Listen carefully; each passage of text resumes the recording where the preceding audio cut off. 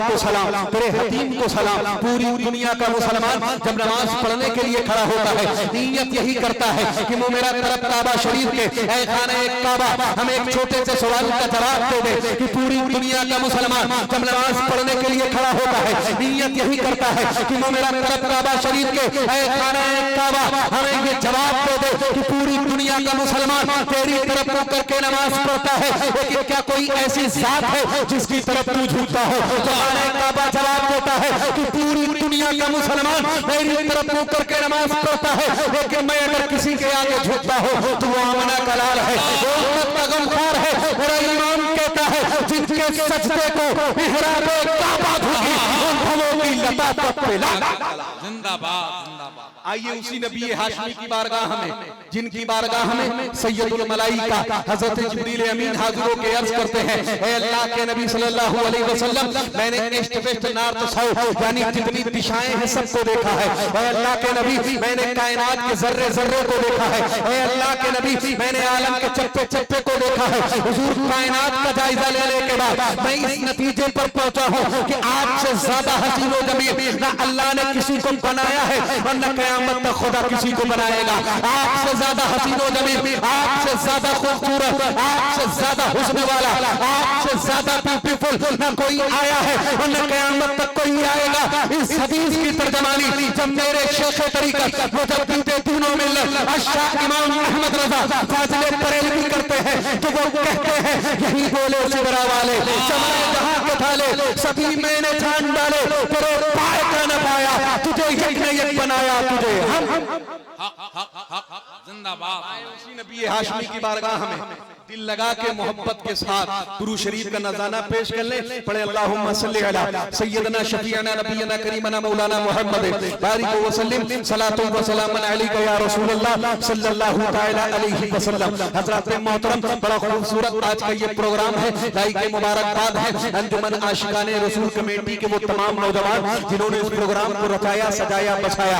अल्लाह की बारगाह में दुआ है कि अल्लाह उनकी मेहनत को, काविश को अपनी बारगाह में कबूल व मकबूल फरमा ले। दुआ करें अल्लाह हम सब की हाजिरी को अपनी बारगाह में कबूल व मकबूल फरमा ले। मेरे बहुत सारे अहबाब तशरीफ रखते हैं, वक्त वक्त तंदामनी और तंदस्ती है, वरना मैं सबों की बारगाह में इनका नाम लेकर सलाम अर्ज करता। घड़ी 12 से तजावुज कर चुकी है, वक्त बहुत ज्यादा हो चुका है। अल्लामा रूहुल अमीन साहब किबला तशरीफ ला चुके हैं, सद्दाम राही साहब किबला तशरीफ ला चुके हैं। मेरे बात फौरन इनको सुनना है। बड़े मुख्तसर वक्त में इंशाअल्लाह मैं कुछ कीमती बातें आपके सामने रख के रुखसत हो जाऊंगा। ये उलमाए किराम तशरीफ फरमा है, इन सब की बारगाह में एक शेर मजमूई तौर पर अर्ज है कि तस्कीरे माह के में, सितारे माह के में तस्कीरे आफ्ताब करो और किसे मैं तर्क करूं और किसका इंतखाब करो, हमें किसका नाम लो, किसको छोड़ो, जो जर्रा जिस जगह है वही आफ्ताब है। और ये महफिले में है जामो जम नहीं, जहां कोई किसी से कम नहीं। जरा आप तवज्जो रखें, मोहब्बत के साथ मेरी गुफ्तगू को सुने और कुछ कीमती बातें हैं उसे आप सुन करके जाएं, अपने जहन में बिठा के जाएं।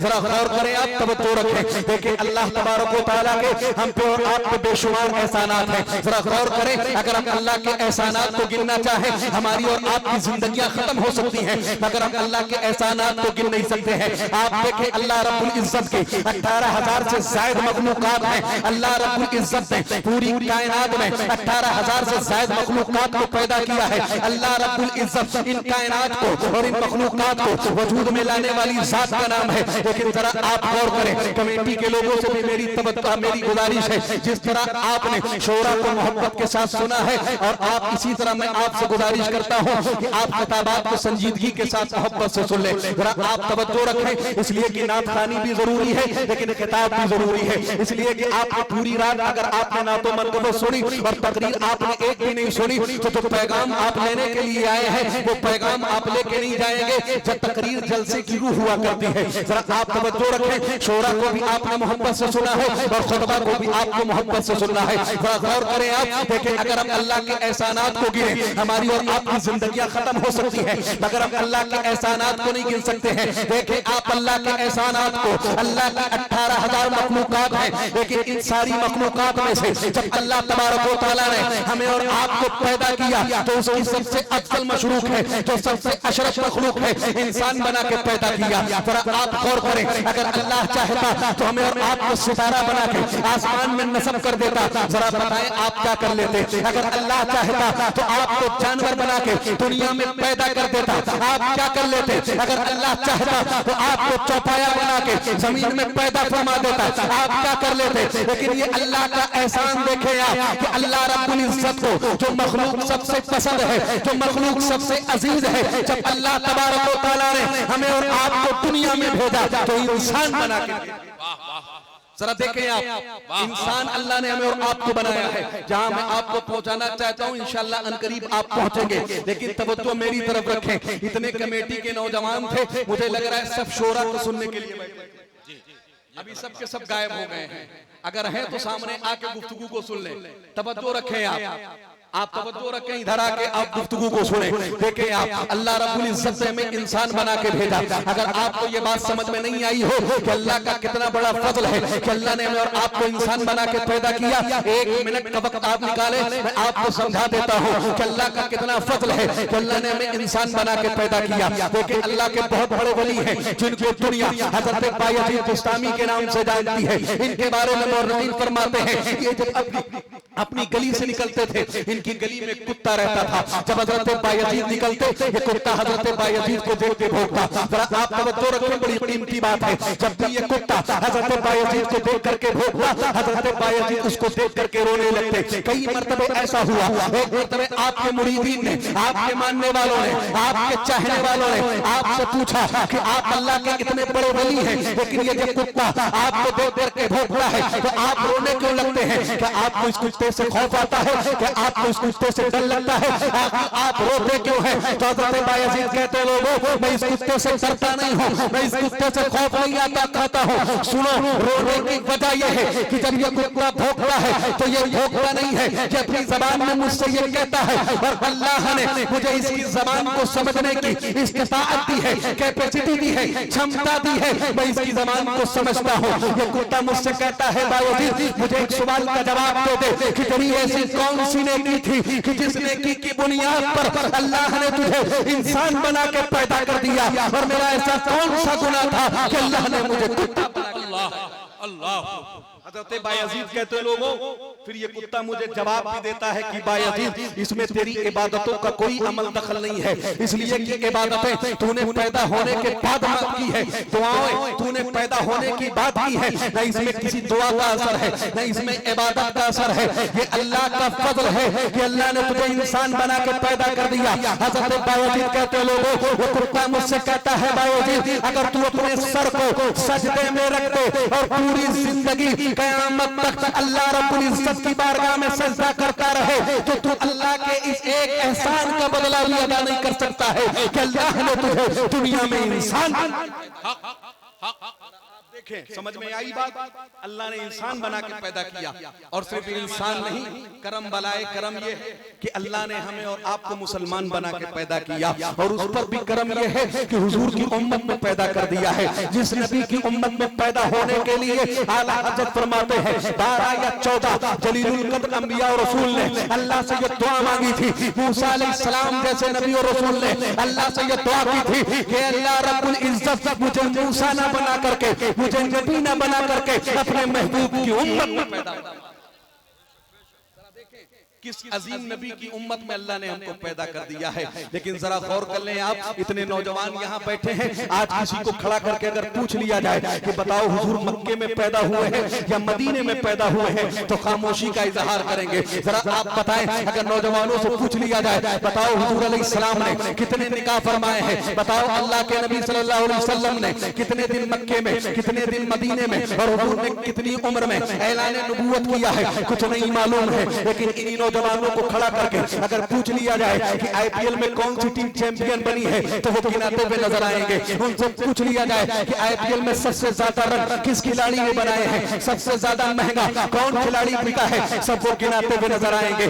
आप गौर करें, आज के नौजवानों से पूछ लिया जाए बताओ आज बॉलीवुड में कौन सी मूवी हिट हुई है, कौन सी फ्लॉप हुई है, वो गिनाते हुए नजर आएंगे। लेकिन अपने नबी की जिंदगी के बारे में अगर चंद सवाल कर लिए जाए तो खामोशी का इजहार करेंगे। इन्हीं के लिए डॉक्टर इकबाल ने कहा था कि बुत शिकन उड़ गए बाकी जो बचे खुद कर है, उम्मती पाई से रुसवाई के पैगंबर है, हर कोई मस्ती में जो इतना आसानी है, तुम मुसलमान हो ये अंदाज़े मुसलमानी है, हैदरी फक्र है नहीं दौलत उस्मानी है, तुमको असलाफ से क्या निस्बत रूहानी है। और आखिर में डॉक्टर इकबाल ने कहा था वो मुअज़्ज़ज़ है जमाने में मुसलमान होकर तुम खार हुए तारीखे। अल्लाह अल्लाह अल्लाह अल्लाह। देखें आप, मैं चाहता हूं आज देखें, आज लोग सवाल करते हैं, तवज्जो है आपकी, देखें आज लोग सवाल करते हैं जिनका ताल्लुक मज़हब इस्लाम से नहीं है, तवज्जो रखें आप। वो पूछते हैं why you celebrate birthday your holy prophet, तुम अपने पैगंबर आजम का जन्मदिन क्यों मनाते हो? तवज्जो है आप, तुम ईद मिलादुन नबी क्यों मनाते हो? What did you of the world, आखिर उन्होंने दुनिया को दिया क्या है? वो कहते हैं नमाज के चंद तरीके दिए हैं, ज़कात के तरीके बताए हैं, हज का तरीका बताया है, या उसके अलावा भी कुछ दिया है? जरा आप तवज्जो करें, आज के मुस्लिम नौजवानों के सामने जब ये बात की जाती है तो वो खामोशी का मुजाहरा करते हैं, इसलिए कि उन्हें मालूम नहीं है कि हुजूर ने दुनिया को दिया क्या है, उनको मालूम नहीं है कि अल्लाह के नबी ने कायनात को दिया क्या है। जरा आप तवज्जो रखें, आज लोग कहते हैं अपने नबी का ईद मिलादुन नबी क्यों मनाते हो, आखिर उन्होंने दुनिया को दिया क्या है? जरा आप तवज्जो करें, जनवरी से आप कैलेंडर को उठाएं और आप दिसंबर की 31 तारीख को आप देख ले, पूरे साल में आप देखें पूरी दुनिया में हर तरीके के दिन मनाए जाते हैं। जरा तवज्जो रखिएगा, साल में एक दिन ऐसा आता है जब लोग मदर डे मनाते हैं, साल में एक दिन ऐसा आता है जिस दिन लोग फादर डे मनाते हैं, साल में एक दिन ऐसा आता है जिस दिन लोग मजदूरों का दिन मनाते हैं, साल में एक दिन ऐसा आता है जिस दिन लोग बेटियों की तहफ़्फ़ुज़ की बात करते हैं, लड़कियों के बच्चियों के प्रोटेक्शन की बात करते हैं। वहीं तमाम उलमाए किराम की मौजूदगी में बड़ी जिम्मेदारी के साथ ये जुमला कहता हूँ, आप पूरे साल के कैलेंडर को उठा के देख लीजिए, पूरी दुनिया में जितने भी दिन मनाए जा रहे हैं अगर उनकी बुनियाद खैर पर है तो उसका पैगाम अगर कायनात में किसी ज़ात ने सबसे पहले दिया है तो वो ज़ात हमारे और आपके।